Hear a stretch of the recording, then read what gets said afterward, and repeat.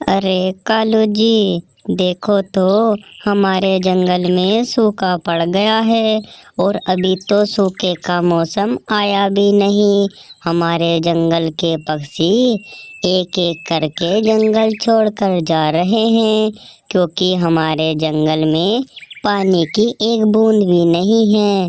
कालू जी, अब हम क्या करेंगे? हमारे पास तो करने के लिए भी कुछ नहीं है। हमने अपने जंगल के पक्षियों को कैसे समझाए? कालू जी, तुम कुछ उपाय बताओ ना, जिससे हमारे जंगल की मदद हो जाए। अरे रानो चिड़िया, क्या बात कह रही हो? भला हमारे जंगल में सूखा पड़ गया है। अभी तो सूखे का मौसम आया भी नहीं है और हमारे जंगल में सूखा पड़ गया है। ये तो बहुत सोचने वाली बात है। अब हम क्या करेंगे? हमारे पास तो करने को कुछ भी नहीं है। और तो और हमारे जंगल के पक्षी एक एक करके जंगल छोड़कर जा रहे हैं, क्योंकि हमारे जंगल में पीने के लिए एक बूंद पानी भी नहीं है। रानो चिड़िया, तुम एक काम करो ना, दूसरे जंगल जाकर किसी की मदद लियाओ। क्या पता वहां पर तुम्हारी कोई दोस्त हो। हाँ कालू जी, ये बात मैंने पहले क्यों नहीं सोची। कालू जी, एक सहारनपुर का जंगल है। उस जंगल में मेरी दोस्त बुलबुल चिड़िया रहती है। जब मैं उससे अपने जंगल की सारी बात बता दूंगी ना, क्या पता ये बात सुनकर बुलबुल चिड़िया मेरी जरूर मदद करे। और हाँ कालू जी, जंगल के पक्षियों को जंगल छोड़ के मत जान देना। मैं जल्द से जल्द मदद लेकर लौट कर आती हूँ। तुम अपना ध्यान रखना। रानो चिड़िया सहारनपुर के जंगल में आने लगती है और इधर बुलबुल चिड़िया एक पेड़ के नीचे अपना घोंसला बनाकर रहती थी। तभी बुलबुल चिड़िया के पास रानो चिड़िया उड़ती हुई आती है और आकर उसके सामने वाले घोंसले पर बैठ जाती है। बुलबुल चिड़िया रानो चिड़िया को देखकर कहती है, अरे रानू चिड़िया, तुम बड़े सालों के बाद मेरे पास आए हो। क्या बात रानू चिड़िया, तुम तो मेरे घर आती जाती भी नहीं हो। जब तुम बहुत छोटी सी थी ना, जब मैंने तुम्हें देखा था, जब से अब देख रही हूँ रानू चिड़िया। और बताओ, तुम मेरे पास किस काम से आए हो?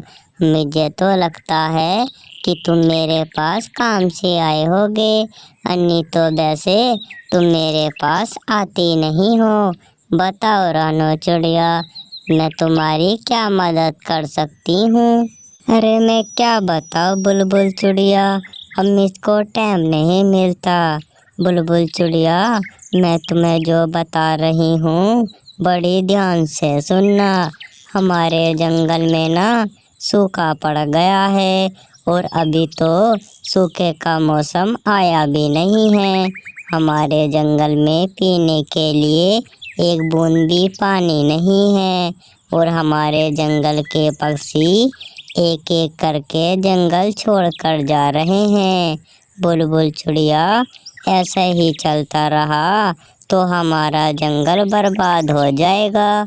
हमारे जंगल में एक भी पक्षी नहीं रहेगा। बुलबुल चिड़िया, मैं इसलिए तुम्हारे पास मदद को आई हूँ। तुम मेरी मदद कर दो, तुम ही हमारा जंगल बचा सकती हो। अरे रानो चिड़िया, ये क्या बोल रही हो तुम?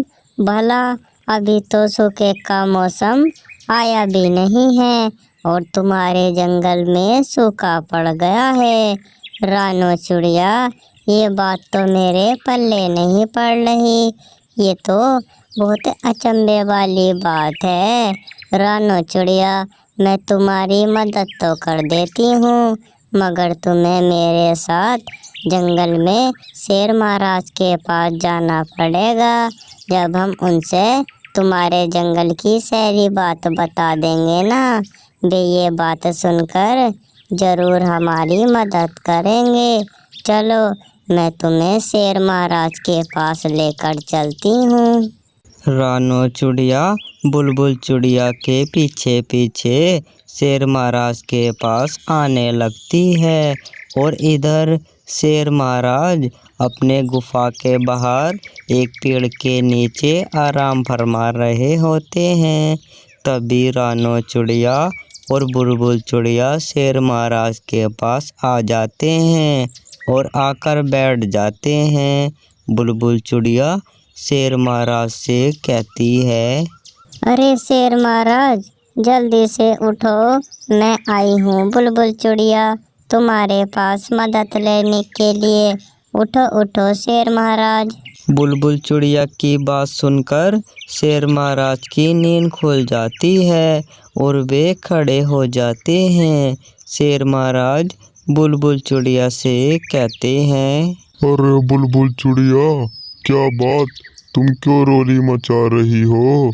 मुझे बहुत बढ़िया नींद आ रही थी, तुमने मेरी नींद खराब कर दी। बताओ तुम मेरे पास किस काम से आए हो? और ये कौन है? मैं तो इन्हें जानता भी नहीं हूँ और ना ही ये मुझे इस जंगल की लगती हैं। ये तो मुझे दूसरे जंगल की लगती हैं। बुलबुल चिड़िया बताओ बताओ, तुम मेरे पास किस काम से आए हो? शेर महाराज मैं तुमसे क्षमा मांगती हूँ तुम्हारी नींद खराब करने के लिए। शेर महाराज ये है ना, ये मेरी दोस्त रानो चिड़िया है। इनके जंगल में ना सूखा पड़ गया है और अभी तो सूखे का मौसम आया भी नहीं है। इनके जंगल में पीने के लिए एक बूंद भी पानी नहीं है और जंगल के पक्षी एक एक करके जंगल छोड़कर जा रहे हैं। ऐसे ही चलता रहा शेर महाराज तो इनका जंगल बर्बाद हो जाएगा। मैं इसलिए तुम्हारे पास मदद को आई हूँ। तुम इनकी मदद कर देते तो आप पे बहुत ही मेहरबानी होती शेर महाराज। अरे बुलबुल चिड़िया, ये क्या बात कर रही हो? बताओ, ये तो बहुत अचंभे वाली बात है। अरे रानो चिड़िया, तुम्हारे जंगल में सूखा पड़ गया है, अभी तो सूखे का मौसम आया भी नहीं है और तुम्हारे जंगल में सूखा पड़ गया है। रानो चिड़िया, तुम मेरे साथ मेरे जादुई कुएं के पास चलो। बे ऐसा वैसा कुआं नहीं है, बे जादुई कुआं है, कभी भी उसका पानी खत्म नहीं होता। तुम दोनों को मैं अपना जादुई कुआं दिखाता हूँ। चलो तुम दोनों मेरे जादुई कुएं के पास चलो। शेर महाराज उन दोनों को अपने जादुई कुएं के पास ले आता है और रानो चिड़िया उस जादुई कुएं को देखकर शेर महाराज से कहती है, अरे शेर महाराज जो तुम बात कह रहे हो क्या पता ये बात झूठ हो। भला आज के टाइम कौन सा जादुई कुआं होता है, मुझे तो विश्वास नहीं होता।